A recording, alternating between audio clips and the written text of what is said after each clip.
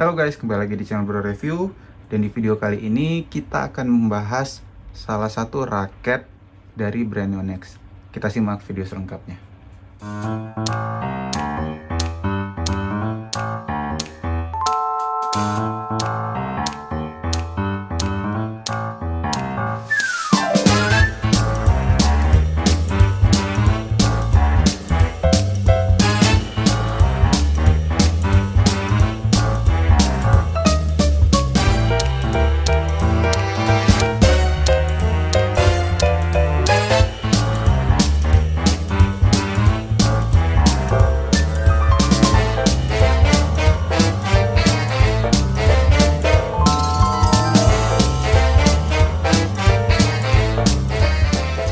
Baik, di sini kita akan mereview raket yang paling banyak dicari juga ya untuk kelas low end, yaitu Nanoray 70 Lite.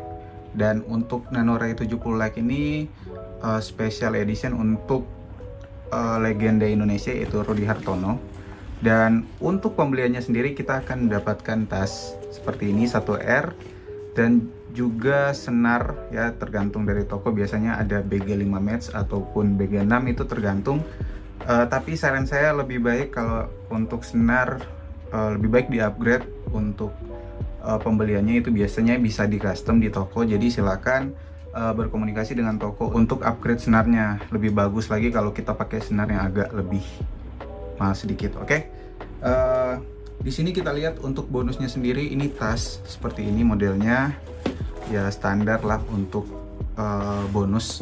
Dan untuk harganya sendiri itu biasanya di angka 300-an ribu dan tergantung paket pembelian yang teman-teman beli. Jadi silakan dicek di marketplace, banyak.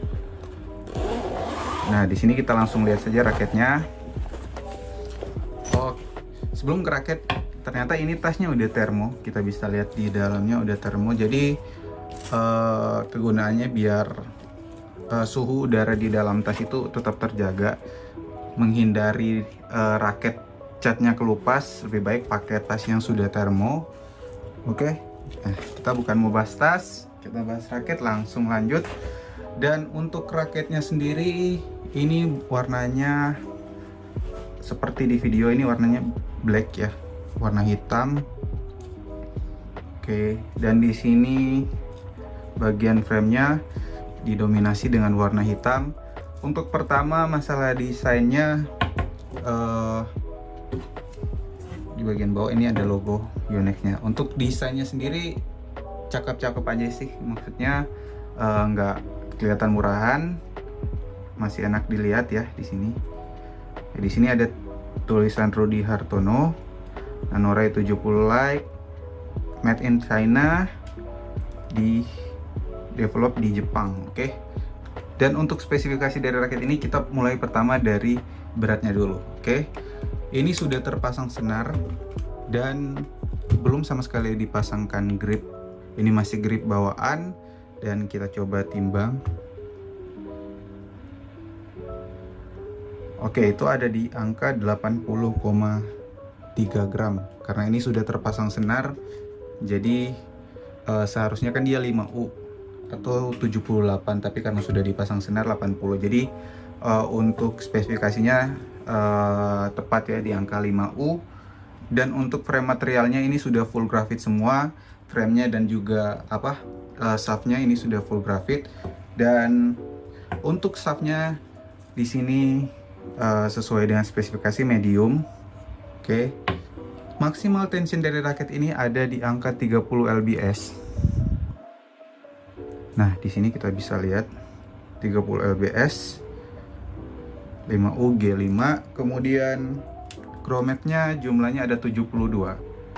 Dan warna yang saya pilih warna black. Sebenarnya dua seri, ada juga yang Arc Saber 71, tapi saya pakainya yang Nanoray 70 saja untuk di review. Dan sekedar informasi, untuk memilih raket Yonex itu biasanya ada tiga ya, yaitu adalah untuk power, untuk speed, dan juga untuk kontrol. Dan kita lihat di sini untuk Nanoray sendiri masuk di raket tipe speed. Kemudian untuk di powernya ada Astrock atau Voltric, di kontrolnya Arc Saber. Jadi kalau sesuai dengan spesifikasi yang ditaruh Yonex, raket ini ada di tipe raket yang speed. Tapi kalau nggak salah, saya coba baca-baca, cari-cari informasi mengenai balancing point-nya. Balancing point-nya ternyata itu masih di angka 300-an mm, yang artinya raket ini masih termasuk raket yang head heavy, dan dipadukan dengan berat yang hanya 5U, tentunya harusnya raket ini masih cukup nyaman digunakan ya, karena beratnya yang hanya 5U, kemudian head heavy. Tapi saya kurang begitu paham, raket ini adalah raket tipe speed, tapi untuk balancing point-nya dibuat head heavy. Apa mungkin karena ringannya, itu nggak tahu. Kalau saya coba sih enteng-enteng aja kalau dipakai, ya nggak terasa berat ya untuk swingnya. Dan secara keseluruhan di raket ini, kalau kita lihat dari desain, ini kan raket low end ya dari Yonex, raket yang paling murah kalau nggak salah ya, raket yang paling murah dari Yonex yang Nanoray 70 Lite ini, kecuali ada yang lebih murah, biasanya itu raket KW ya, raket KW dari Yonex. Dan ini saya tarik cuma sampai 26 lbs, karena ini suaranya dulu deh.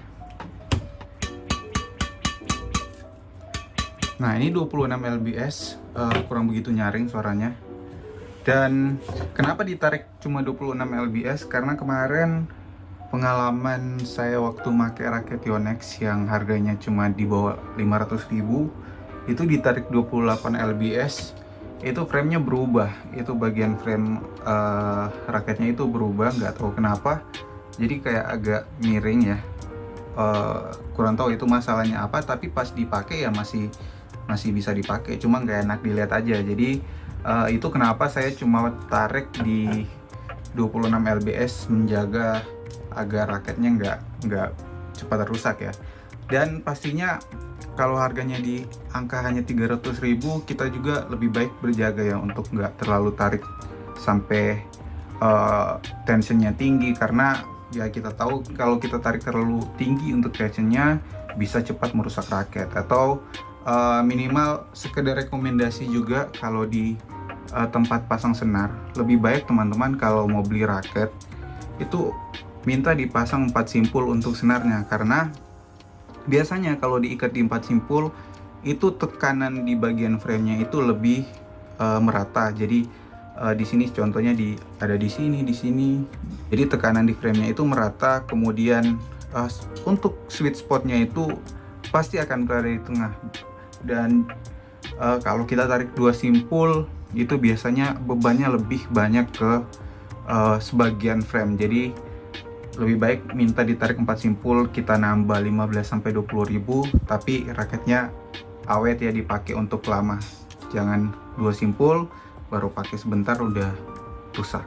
Nah, pengalaman saya untuk raket Yonex itu kan agak ringkih ya, karena nggak tahu juga, mungkin yang harganya di bawah 1 juta atau 500.000 itu emang agak-agak ringkih, jadi kita perlu hati-hati.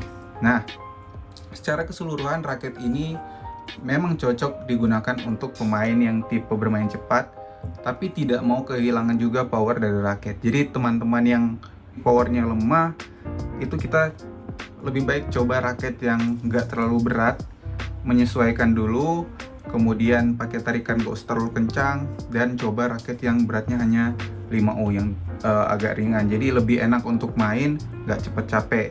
Baru setelah itu kalau memang sudah terlatih, silakan upgrade ke 4U atau 3U, tergantung ke power tangan kita.